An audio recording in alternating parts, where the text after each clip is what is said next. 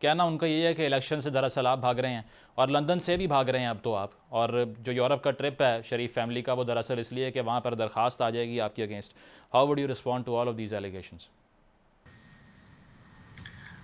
बिस्मिल्लाहिर्रहमानिर्रहीम। देखिए, मैं क्या इसको ऊपर रिस्पॉन्ड करूं। वो हॉलिडे पे जा रहे हैं मियाँ साहब जो हैं, और वो 10 दिनों बाद जब वापस आ जाएंगे तो तब आलिया साहिबा को दोबारा बुला लीजिएगा कि वो कहाँ से भागे थे और क्यों भागे थे और क्या हो रहा था।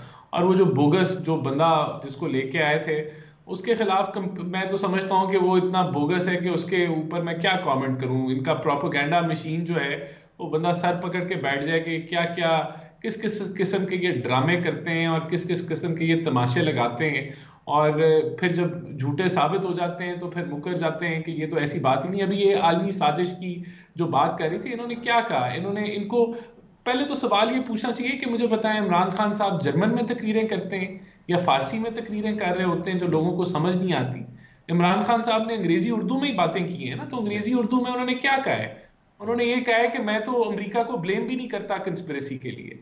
ये कहा है ना, इसका मतलब है कि जिसने साजिश की उसको वो ब्लेम ही नहीं करते। तो इससे बड़ा यू टर्न क्या हो सकता है? यानी कि किसको बेवकूफ बना रहे हैं आप? अवाम की अकल को के ऊपर सवालिया निशान बना रहे हैं कि लोगों को समझ नहीं आती। उसकी तशरीह आप कर देंगी, क्यों करेंगी भी तशरीह आप? आपके लीडर ने plain and simple U turn लिया है। उसने झूठ बोला था, उसका झूठ ऑडियो लीक से साबित हुआ। उसने झूठ बोला था, उसके झूठ को आपके सदर आरिफ अलवी ने तस्लीम नहीं किया, उसको भी शक है। फिर आपने खुद यू टर्न ले लिया। अभी भी आप लगे हुए हैं, पागल समझते हैं लोगों को कि आलमी साजिश, हम हटे नहीं, पीछे नहीं हटे। आपने मेजर यू टर्न लिया है। आपने वही यू टर्न लिया है जो आपने 35 पंक्चर में लिया था, अवाम को बेवकूफ बुला के, इस मुल्क में इंतशार फैला के। आज आप यू टर्न ले रहे हैं, अब आप फिर वही लगे हुए हैं कि यू टर्न नहीं लिया, यू टर्न नहीं लिया। तो मुझे तो इनकी लॉजिक अच्छा। इसी तरह आर्मी चीफ के ऊपर आप आ जाएं। इन्होंने कहा जी आर्मी चीफ को एक्सटेंशन मिलनी चाहिए, फिर वो इलेक्शन होंगे, केयर टेकर हुकूमत आएगी, उसके बाद नई हुकूमत कर लेगी। फिर उसके बाद इन्होंने कहा जी अब जो मर्जी आर्मी चीफ लग जाए, क्योंकि पता है इनकी बात नहीं सुनी गई, मानी नहीं गई। अब नया चीफ आएगा, उससे ये बिगाड़ना नहीं चाहते। फिर ये नहीं एहसान दरमियान साहब, में ये कह जो देते हैं कि ये आर्मी चीफ। कैटेगोरिकली जो ये उनका बयान है कि अगर रजीम चेंज के पीछे इस्टेब्लिशमेंट नहीं थी तो इसको रोक ही लेती कम अज़ कम, इसको कैसे देख रहे हैं आप? ये देखें, अगर कोई आलमी साजिश थी तो एजेंसियों का क्या काम है, मिलिट्री का क्या काम है कि आलमी साजिश को रोकें। अगर उन्होंने आलमी साजिश को रोका नहीं इनके बकौल, तो इसका मतलब है वो मुलव्वस हैं। यानी कि पाकिस्तान की अपनी आर्मी और पाकिस्तान की जो एजेंसीज हैं वो इस मुल्क के खिलाफ साजिश कर रही हैं अमेरिका के साथ मिलकर। इसका ये मतलब है ना। और अब ये कहते हैं कि नहीं वो शामिल नहीं थी तो वो रोक देती। तो भाई उनका काम है रोकना। आप पूछ लें उनसे। आप तो किसी एक इल्जाम पे ठहर तो जाएं। कोई ठहर तो, एक आप अपने मौकफ पे ठहर तो जाएं। और फिर कहते हैं, और फिर देखें कमाल, मुझे तो ये नहीं समझ आती, मौकफ से हट के कहते हैं हम मौकफ से नहीं हटे।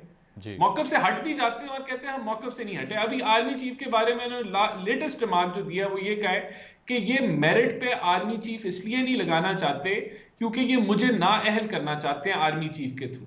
अच्छा। इस बयान को आप इसको डायसेक्ट कर लें, इसका क्या मतलब है? बिल्कुल, यानी लेकिन कि इसका ये एहसान साहब, मतलब ये है। तस्नीम हैदर साहब जो आ गए हैं मंजर आम पे, उन्होंने तो अरशद शरीफ साहब का जो मर्डर है, इसके अलावा खान साहब पर हमले का इल्ज़ाम भी आप पे लगा दिया। सीरियस एलिगेशंस हैं, your credibility is at stake.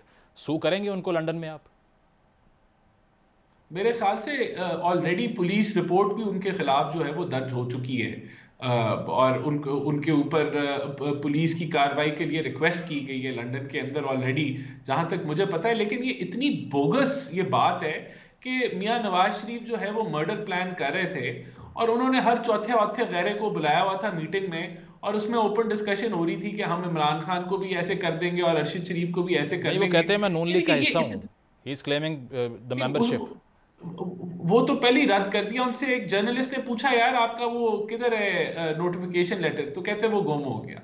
यानी कि कमाल की इनकी प्रोपेगेंडा। एहसान ये साहब, इसमें समझते क्या है, हैं। वो खान साहब के पास से भी लेटर गुम गया था, वो हो जाता है ऐसे। अच्छा। देखिए, मैं तो I am astonished, I don't even want to, it is such a bogus, ये इतना बोगस केस है। उसके खिलाफ डेफेमेशन भी होगी, पुलिस में केस भी दर्ज हो गया है। We will take him to the cleaners.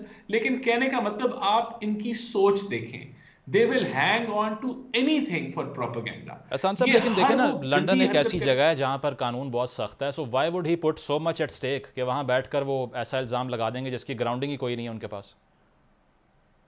तो उसका वो रिजल्ट अब भुगतेगा ना, जो उसने वो लगाया है वो उसका रिजल्ट बेहतरीन तरीके से भुगतेगा। लेकिन अब ये इनको बेवकूफ मिल गया है जिसको इन्होंने इस्तेमाल कर लिया है सियासी तौर पे, उसकी सही, जरूर चीखें निकलेंगी ठीक है। लंदन में कानूनी तौर पे। लेकिन मेरा सवाल यहाँ देखे चले, अगर हम उसको डिस्कस कर ही रहे हैं तो इसको फर्दर कर लेते हैं। मुझे बताएं, कोई मर्डर प्लान कर रहा होगा और वो इन लोगों को बुला के जो है वो प्लान करेगा, 25 लोगों को मीटिंग बुलाएगा उसके ऊपर कि जी आए हम ये इसके ऊपर प्लानिंग करें, आपका ये रोल होगा, आपका वो रोल होगा, ऐसे यानी कि कोई लॉजिक की बात करें जो लोगों को हजम हो, समझ आए कि वो बंदा जिसको कोई जानता ही नहीं है पीएमएलएन के अंदर, उसको उस मीटिंग में बुलाया गया कि आओ भाई मीटिंग का हिस्सा बनो, हम मर्डर प्लान कर रहे हैं। तो ये चीजें, दिस इज, मैं वो कह रहा हूं कि इनकी सियासत इस हद तक गिर गई है कि ये इस हद तक आ गए कि लोगों को फेक बयानियां एक दिन गुजारने के लिए, 2 दिन गुजारने के लिए, सोशल मीडिया पे प्रोपेगेंडा अलाइव करने के लिए ये इस तरह की छोटी हरकतें करते हैं। ठीक है, पॉइंट आ गया तो आपका। ये